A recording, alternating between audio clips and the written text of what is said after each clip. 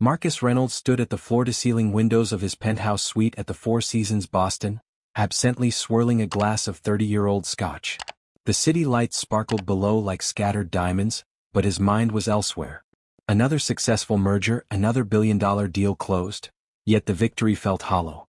At 42, he had everything money could buy, but the emptiness that had haunted him for the past 7 years seemed to grow deeper with each passing day. The soft ping of his phone drew his attention. Another message from his board of directors, congratulating him on the latest acquisition. Marcus set down his drink and straightened his custom Tom Ford suit. The hotel's renowned restaurant, Saltwater, was waiting. At least he could enjoy a quiet dinner before tomorrow's press conference. The elevator ride down was silent, save for the gentle hum of machinery. Marcus checked his reflection in the polished brass walls, silver threading through his dark hair at the temples, stress lines etched around his eyes despite his regular spa treatments. 7 years of throwing himself into work had aged him, but it was better than dwelling on what he'd lost. The maitre d' recognized him immediately, guiding him to his usual private corner table with a sweeping view of the Boston Public Garden. "Your usual Bordeaux, Mr. Reynolds?" Marcus nodded, scanning the evening's menu without really seeing it.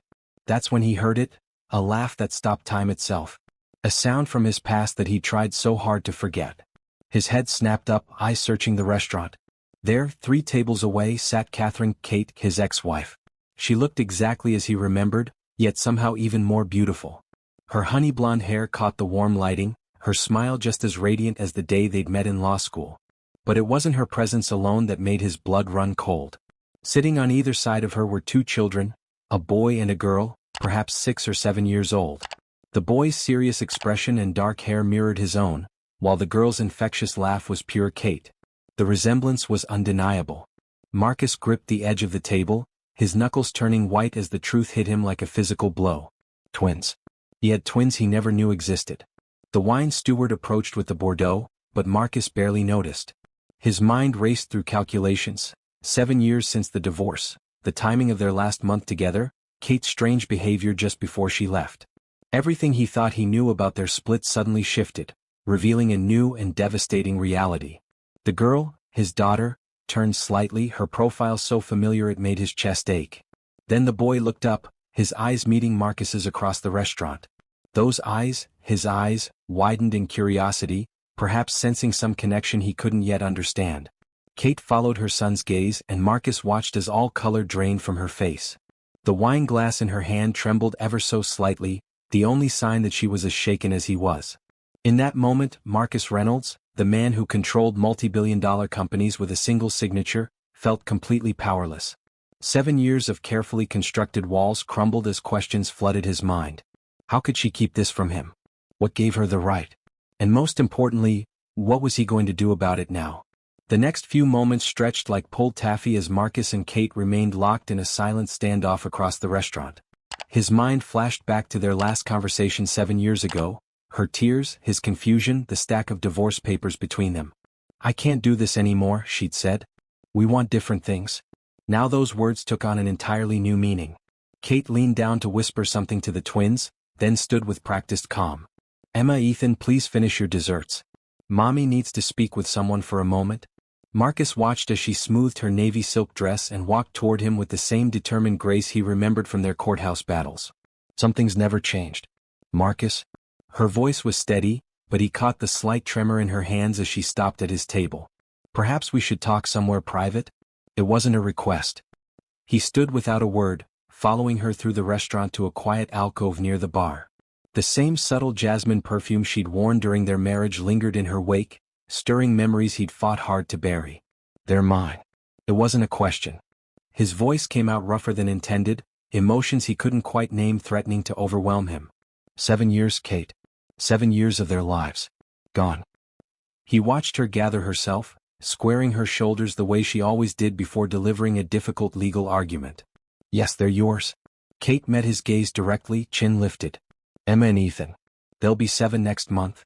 She paused, choosing her words carefully. "I found out I was pregnant 2 weeks after I filed for divorce. You were in Singapore closing the Matthews merger. The merger you said would finally put Reynolds Corp on the map." Marcus felt each word like a physical blow. "And you didn't think I deserved to know? That I had a right to be their father?" His carefully controlled facade began to crack. My God, Kate, I've missed everything. First steps, first words, first day of school? You made your choice long before I found out about the twins, Kate cut in, her voice tight with old pain. 3 missed anniversaries. Christmas alone while you worked through the holidays. The day I lost my father, and you sent flowers with your assistant's signature because you were too busy to come to the funeral. She took a shaky breath. When I discovered I was pregnant, I had to make a choice. I chose to protect them from loving a father who would always put his empire first. Marcus opened his mouth to argue, but the words died in his throat as he glimpsed the twins through the restaurant's archway. Emma was carefully cutting her chocolate cake into precise squares, just as he did with his own desserts. Ethan was reading what appeared to be a thick chapter book, his serious expression a mirror of Marcus's own childhood photos. They're brilliant, Kate said softly, following his gaze. Emma's already 2 grades ahead in math. Ethan reads at a high school level and wants to be a corporate lawyer. A slight smile touched her lips. He says he wants to help companies do good things for the world. The pride in her voice was unmistakable, and it twisted something deep in Marcus's chest. Why are you here, Kate? He finally asked, tearing his eyes away from his children. His children. The word still felt foreign in his mind. The 4 Seasons isn't exactly your usual scene. He didn't mean it as an accusation, but old habits died hard. Ethan won the state chess championship, she replied. This dinner was his prize. He chose the restaurant himself after reading about their chef in a magazine. She hesitated. He's a lot like you, always researching, always planning 10 steps ahead. The weight of everything he'd missed pressed down on Marcus's shoulders. Chess championships. Math achievements. Reading milestones. 1,000 little moments that should have been his to witness, to celebrate.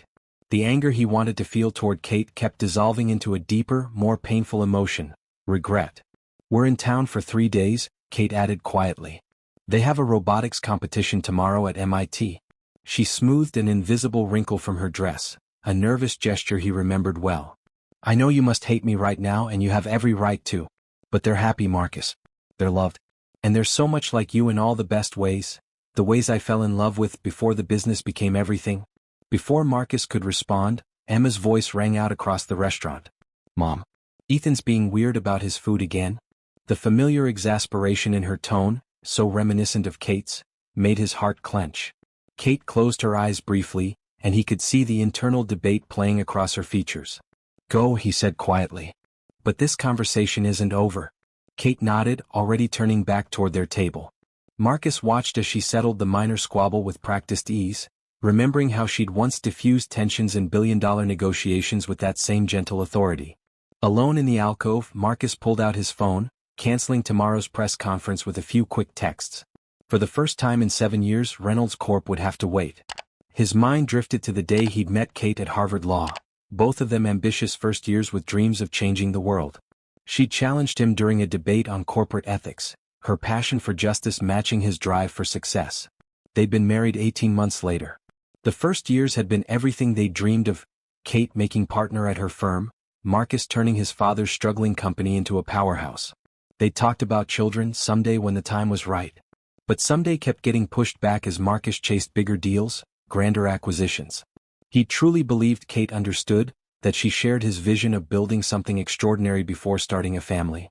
His gaze drifted back to the twins. Emma was now explaining something with animated gestures, her hands moving exactly like Kate's did during closing arguments.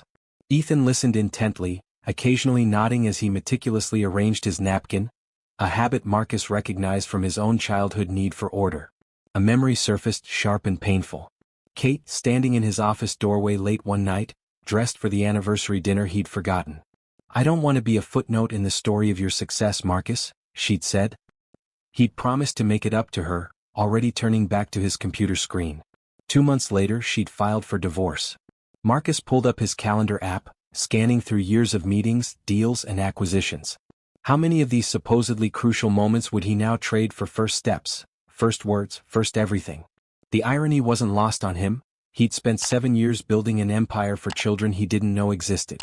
Kate's voice drifted over, explaining something about polynomial equations to Emma. The same patient tone she'd used years ago, helping him prepare for the bar exam. Marcus watched as Ethan pulled out a small notebook, jotting something down with intense concentration. The boy's posture, the way he gripped his pen, It was like looking at a mirror into his own past. His phone buzzed again, the board requesting confirmation about tomorrow's announcement. For the first time in his career, Marcus Reynolds, the man known for always being reachable, switched off his phone. The empire could wait. He had 7 years of fatherhood to catch up on, if Kate and the twins would let him. Standing in that quiet alcove, watching his newfound family, Marcus finally understood what Kate had meant about different things. He'd been building a legacy of wealth and power, while she'd been building something far more precious. A legacy of love, growth, and possibility. The question now was whether there was room in their lives for both. If you're enjoying this video and want more content like this, make sure to hit that subscribe button and turn on the notification bell. That way you won't miss out on any of the amazing stories we have coming up. Your support really helps the channel grow and keeps us bringing you more of what you love. Thank you. Marcus was still wrestling with his thoughts when Kate approached again, her expression guarded. "They're asking about you," she said softly. Ethan noticed the resemblance. "He's perceptive that way?" She twisted her wedding ring. No, Marcus realized with a start, her mother's ring relocated to her right hand. Some habits survived even divorce. "What did you tell them about me? About their father?" The question had been burning in his mind since the first shock of recognition.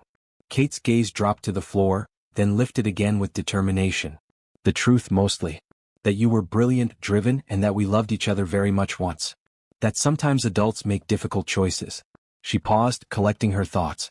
"They know you run a large company, though I never mentioned Reynolds Corp specifically. Ethan actually did a school report on sustainable business practices last month.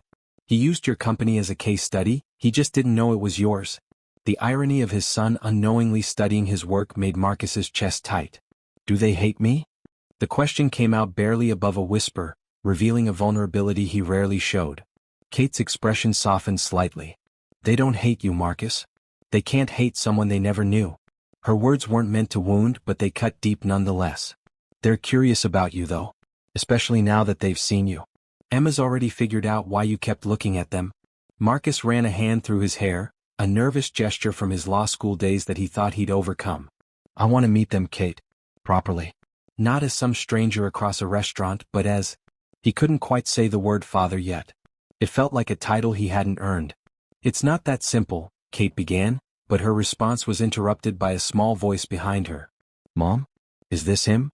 Ethan stood there, chess championship medal still hanging around his neck, dark eyes serious and questioning. Emma wasn't far behind, practically vibrating with barely contained energy. Kate's carefully constructed walls began to crumble as their children, waited for an answer. Marcus felt frozen in place as Kate knelt down to their eye level, her legal training forgotten in favor of maternal instinct. "Yes, sweetheart. This is Marcus Reynolds. He's..." She glanced up at Marcus, a lifetime of complicated emotions passing between them in that look. "He's your father." Emma, never one for waiting according to her mother's earlier comments, stepped forward. "Did you really not know about us? Because that's what I think from the way you looked at us earlier. Your face did the same thing Mom's does when she's really surprised, like when we got into the advanced program at school." The directness of the question, delivered with such innocent perception, nearly undid Marcus completely. He found himself kneeling as well, putting himself at their level just as Kate had done. "No, I didn't know," he admitted, his voice rough with emotion. "But if I had..." He looked at Kate, silently asking permission to continue. She nodded almost imperceptibly and he turned back to the twins. "If I had known about you, everything would have been different." It wasn't an accusation toward Kate, but a confession of his own failures. "I lost my way for a while, focusing on the wrong kinds of success. But seeing you both now..." He had to pause, gathering himself. "You are more incredible than any achievement I could have imagined." Ethan studied him with an intensity that Marcus recognized from his own mirror. "Mom says you help companies become better," he said carefully. "That you fix broken things and make them work right again." The boy fingered his chess medal thoughtfully. Do you think some broken things can't be fixed?" The question carried weight far beyond its simple words, and Marcus felt its impact in his soul. He was about to respond when he noticed Kate brushing away tears, trying to hide them from the twins. In that moment he saw not just his ex-wife, but a mother who had carried the burden of their past choices alone for 7 years. Marcus met his son's penetrating gaze, recognizing the weight of this moment. "The most important things can always be fixed, Ethan. Sometimes it takes time, patience, and being brave enough to try." He glanced at Kate before continuing. The trick is recognizing what's truly important before it's too late. Emma, who had been uncharacteristically quiet, suddenly burst out, "We're staying at this hotel too. Mom got us a suite because of Ethan's chess thing." "What floor are you on?" "We're on 12. Her excitement pushed through the heavy emotional atmosphere like a burst of sunshine through storm clouds. "Emma," Kate warned gently, but Marcus caught the slight upturn of her lips. Their daughter's ability to cut through tension reminded him of Kate during their early days, when she'd break his stress-induced work spirals with spontaneous suggestions for midnight ice cream runs. "I'm actually on the top floor," Marcus replied, watching Emma's eyes widen. "It has a pretty amazing view of the city." He hesitated, then added, "Would you like to see it? All of you?" The last part was directed at Kate, an olive branch extended across 7 years of silence. Kate's internal struggle played across her face. The protective mother warring with the woman who once trusted him completely. Finally, she asked, "What about your press conference tomorrow?" "I saw the announcements. I canceled it," Marcus said simply. The twins might not understand the significance of this statement, but Kate did. Marcus Reynolds never canceled press conferences. Her surprise was visible. "Can we, Mom?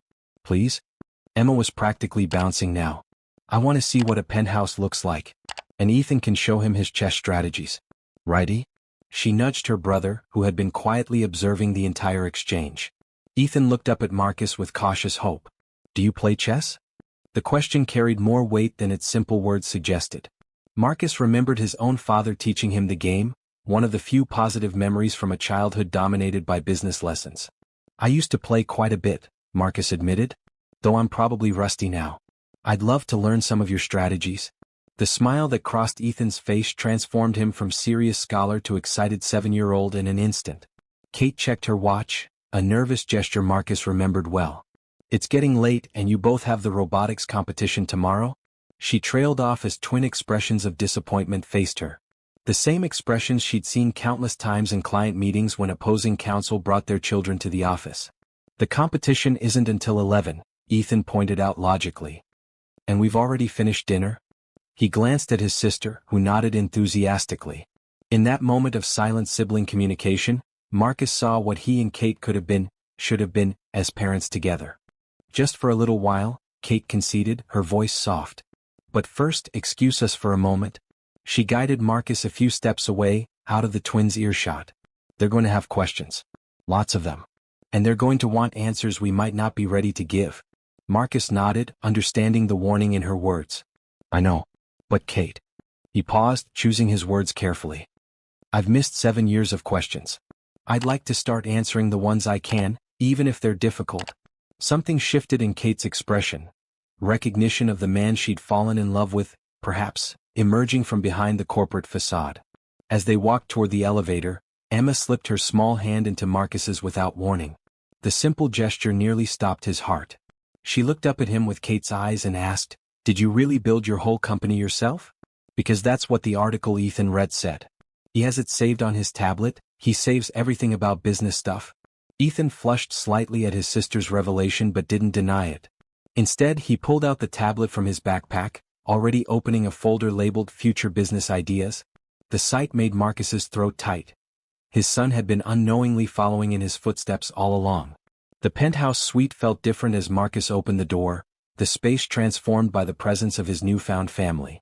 Emma gasped at the panoramic windows, immediately running to press her hands against the glass, while Ethan took in every detail with measured observation. Kate hung back slightly, arms crossed, a posture Marcus remembered from board meetings when she was preparing to object to something. "You can see the whole city from here?" Emma exclaimed, her breath fogging the glass. "Mom, look. You can see our old apartment building from here?" The words hit Marcus like a physical blow. Their old apartment, he'd bought it after their divorce, unable to let go of the memories it held. He hadn't known Kate and the twins had lived so close. Ethan had already settled at the chess table by the window, methodically setting up pieces with precise movements. "This is a really nice set," he commented, running his fingers over the hand-carved marble pieces. "The knights are different from tournament standard though."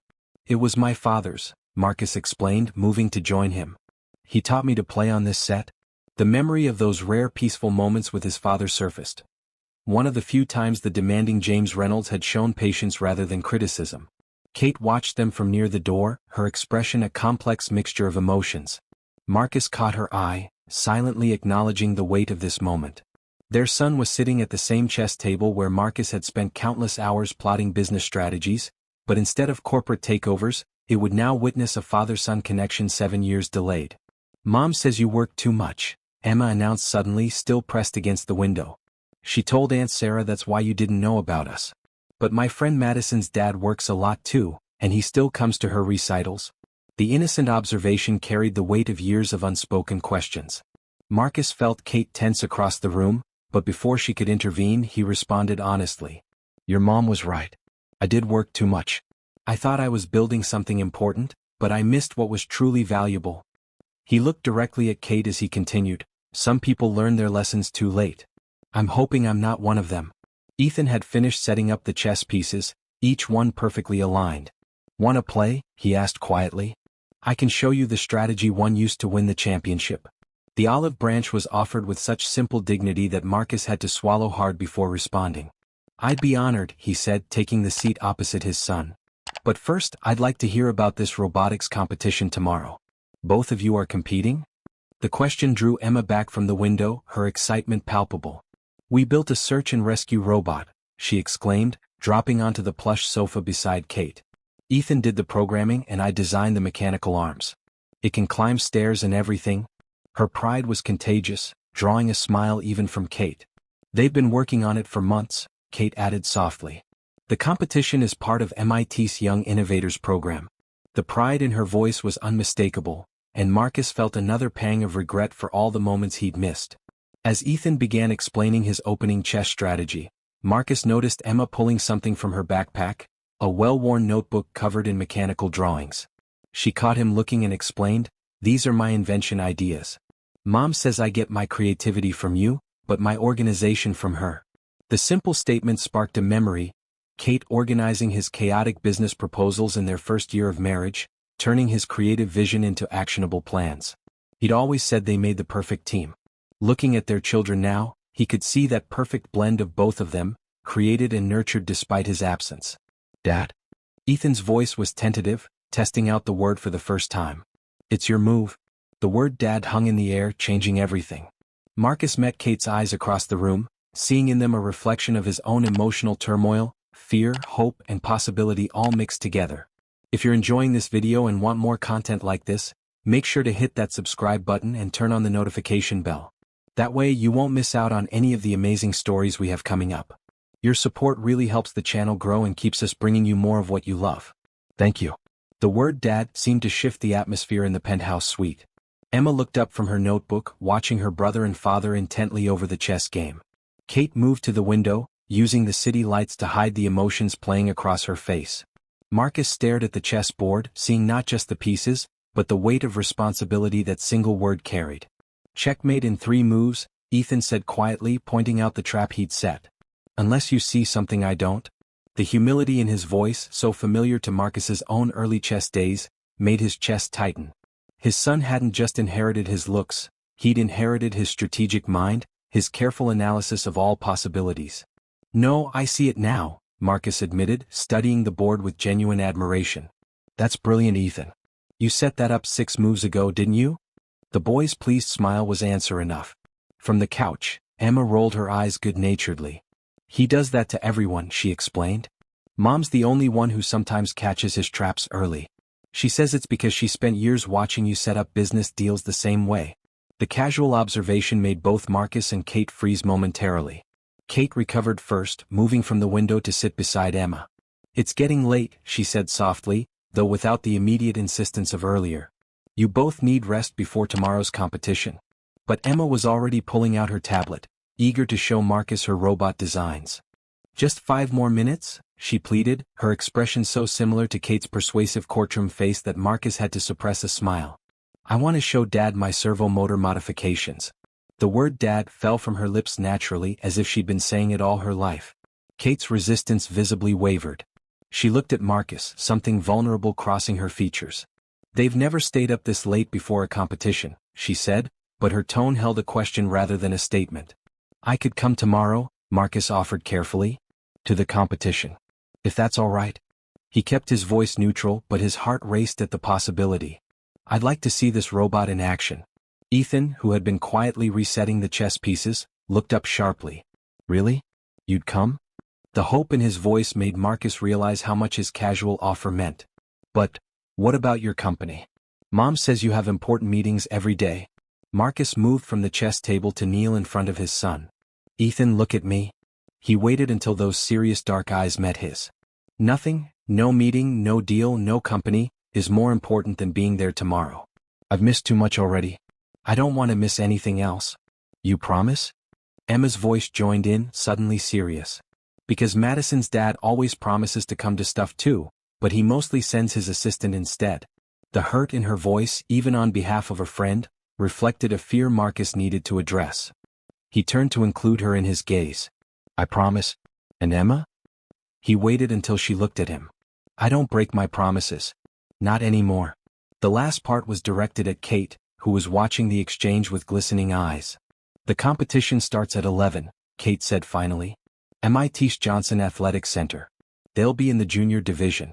She paused, then added quietly, their team is called Double Trouble Robotics. The name brought a smile to Marcus's face. It suited them perfectly. As Kate gathered the twins' things, Marcus noticed Ethan carefully folding a piece of paper and slipping it into his pocket. What's that? He asked gently. Ethan hesitated, then pulled it back out. It was the article about Reynolds Corp., creased from repeated folding and unfolding. I've had it since last year, he admitted. I liked reading about how you turned the company around, made it better. I didn't know you were, But I thought maybe someday I could do something like that too.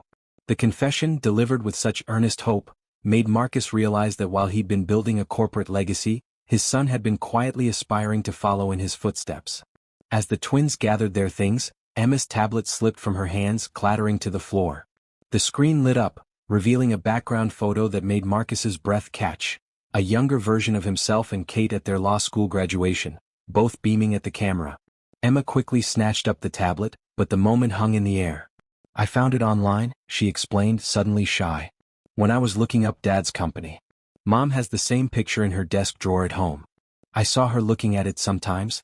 Kate's sharp intake of breath confirmed the truth of their daughter's words.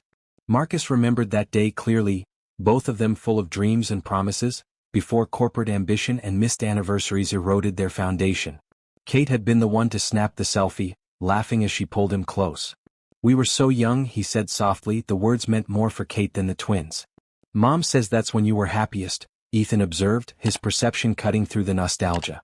Before the company got really big. He paused, then added with startling insight, is that why you work so much? To try to feel that happy again? The question hit Marcus like a physical blow. Out of the mouths of babes, indeed. He saw Kate move to interrupt, to protect him from their son's inadvertent psychological precision, but he held up a hand. It's okay, he told her, then turned to Ethan. Sometimes adults try to find happiness in the wrong places. Success isn't the same thing as happiness. That's a lesson I learned too late. Emma, sensing the heaviness in the room, did what she apparently did best, lighten the mood. Well, you found us now. And we're way better than some boring old company, right? Her hopeful smile was pure Kate, and it melted something frozen in Marcus's chest.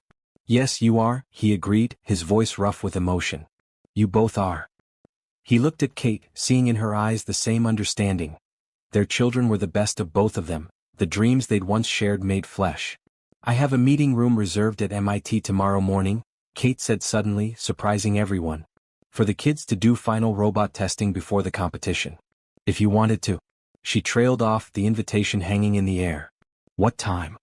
Marcus was already reaching for his phone, ready to clear his entire schedule if needed. 8 a.m. Though that's probably too early with your schedule. I'll be there, he interrupted. I want to see everything. The testing, the competition, all of it. He looked at the twins, who were watching this exchange with barely contained excitement. If that's okay with you too? Yes. Emma bounced on her toes. You can help us calibrate the servo motors.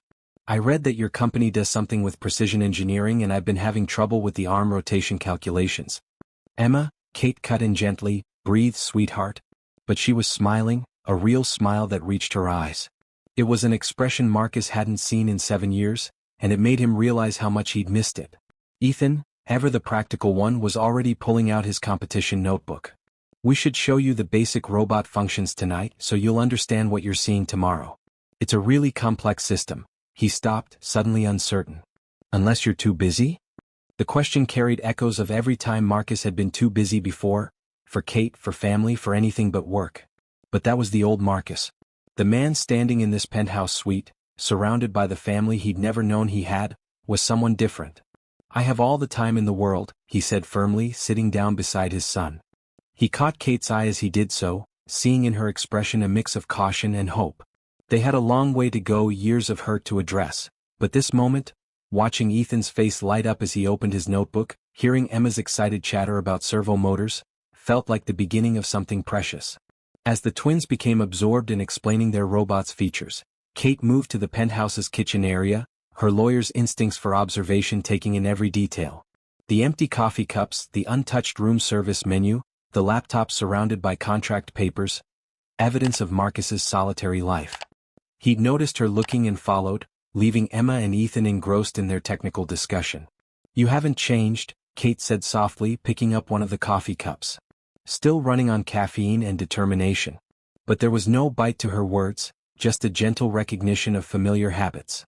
"Some things have changed," Marcus replied, watching their children huddle over Ethan's notebook. "Kate, I need you to know, if I had any idea." He trailed off as she held up a hand. "I know," she said simply. "I see it in your face every time you look at them. That's the Marcus I remember from law school. The one who cared about more than just the next big deal." She set the cup down carefully. "But I need you to understand something too." He waited as she gathered her thoughts, recognizing her pre-argument ritual from their courtroom days. "If you're going to be in their lives, and I can see now that keeping you out would do more harm than good, it has to be all in. No sending assistants to school events, no checking emails during family dinners, no missing birthdays for board meetings. Like I did with you," he acknowledged quietly. The pain of their past mistakes hung between them like a tangible thing. "They're already so much like you," Kate continued, her voice thick with emotion. "Ethan with his strategic mind, Emma with her innovative spirit. I see you in them every day and it terrifies me because I remember how that brilliant focus of yours turned into obsession. They deserve better than that." From the living room, Emma's voice rose with excitement. "Dad! Come look at this modification I designed." The word dad still sent a jolt through both of them. Marcus met Kate's eyes, letting her see his complete sincerity.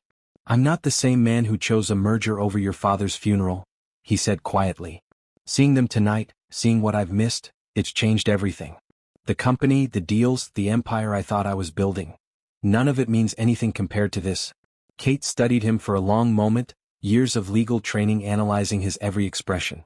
"Prove it," she finally said. "Not to me, to them. Show up tomorrow. Be present. Be the father they deserve." "I will be," he promised. Then with a slight smile, "though I might need some coaching. I'm 7 years behind on the whole parenting thing." Before Kate could respond, Ethan's voice interrupted. "Mom. Emma's trying to reprogram the robot's base code." The familiar exasperation of an older sibling, by 12 minutes as Emma had proudly announced earlier, brought a smile to both their faces. As they moved back to the living room, Marcus noticed Kate brush away a tear. The gesture reminded him of another moment 7 years ago, when she'd done the same thing signing their divorce papers. But these tears felt different. Not an ending, but perhaps a beginning. "Okay, you too," Kate announced, her mom voice firmly in place. "It's really time to go. We have a big day tomorrow." She held up a hand to forestall their protests. "The robot will still be there in the morning and your father will be too." She glanced at Marcus. "Right? 8 a.m. sharp," he confirmed. "I'll bring breakfast." The smile that earned him from all three of them made his heart swell.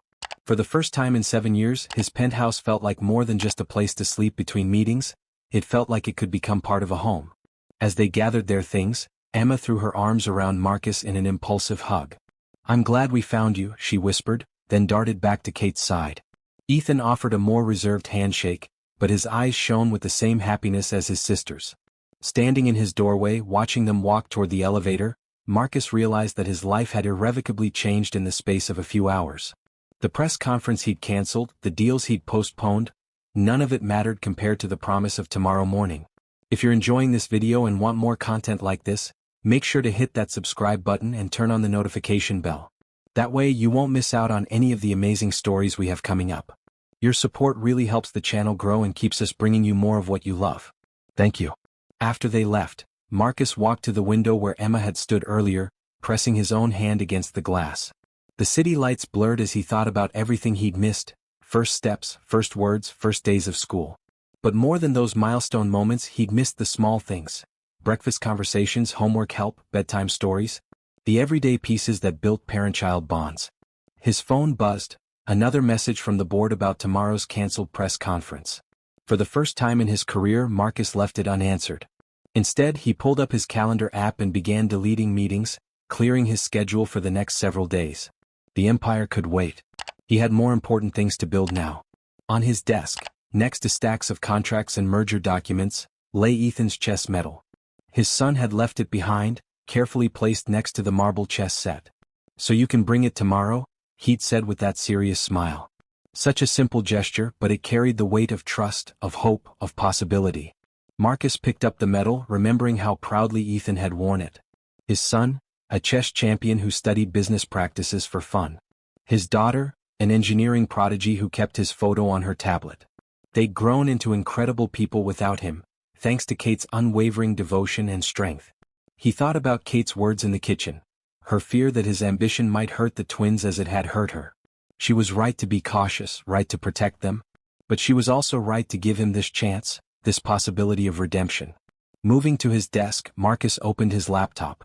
Instead of checking market reports or acquisition proposals, he began to type, "Dear Board of Directors, I am writing to inform you of some significant changes." The words flowed easily as he outlined his decision to step back from day-to-day operations, to delegate more responsibility, to prioritize what truly mattered.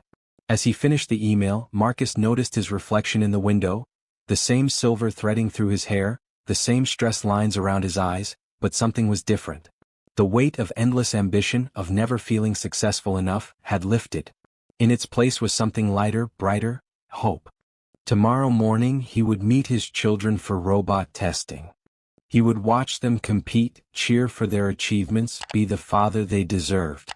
And maybe, just maybe, he and Kate could find a way to heal old wounds, to build something new from the ashes of what they'd lost. Success, Marcus realized, wasn't measured in merger deals or stock prices. It wasn't found in penthouse suites or press conferences. True success was in Emma's enthusiastic hug, in Ethan's careful chess moves, in Kate's willingness to give him a second chance. It was in the small moments, the shared smiles, the possibility of tomorrow. The night was growing late, but Marcus remained at the window watching the city below. Somewhere out there, his children were probably getting ready for bed, excited about tomorrow's competition. His family, the word felt both foreign and perfectly right. He had spent 7 years building an empire of wealth, but in one evening he discovered a different kind of richness. The kind that couldn't be measured in dollars or deals, but in the precious currency of love, trust, and second chances. Tomorrow would be a new beginning, not just for him but for all of them. Because in the end, life's greatest achievements aren't the ones that make headlines or stock prices soar. They're the moments we choose love over ambition, family over fortune, and the courage to admit our mistakes before it's too late. Sometimes the most important business deal of all is the one we make with our own heart. If you've enjoyed this story and would like to support the channel, consider using the Super Thanks button below. Your support helps us create more meaningful content like this and keeps these stories coming. And don't forget to subscribe, like, and share this video with others who might need this reminder about what truly matters in life. Together we can spread more stories that touch hearts and change lives. Thank you for being part of our journey.